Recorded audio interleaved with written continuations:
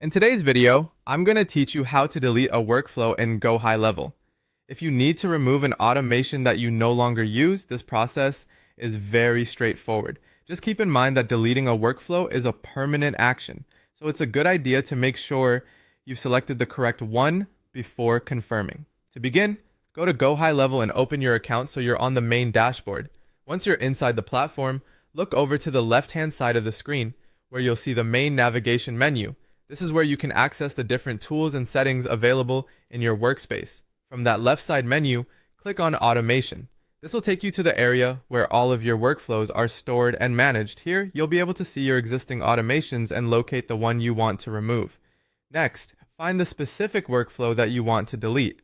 Take a moment here to double check the workflow name, especially if you have several automations that look similar. This helps prevent deleting the wrong one by mistake. Once you've found the correct workflow, hover your mouse over it. When you do that, additional options should become visible. Look for the three dots menu associated with that workflow and click on it.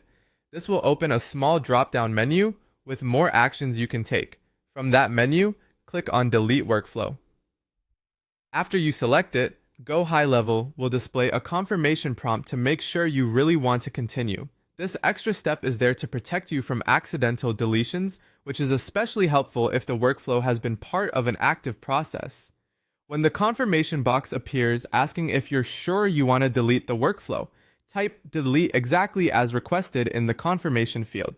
Be sure to enter it correctly so the system accepts the action.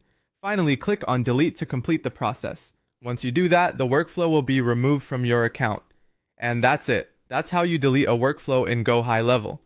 As a final reminder, before deleting any workflow, it's always smart to review it one last time to confirm it's no longer needed, since this action cannot be easily undone. If this video helped you, you can follow along with the same process anytime you need to clean up old or unused automations.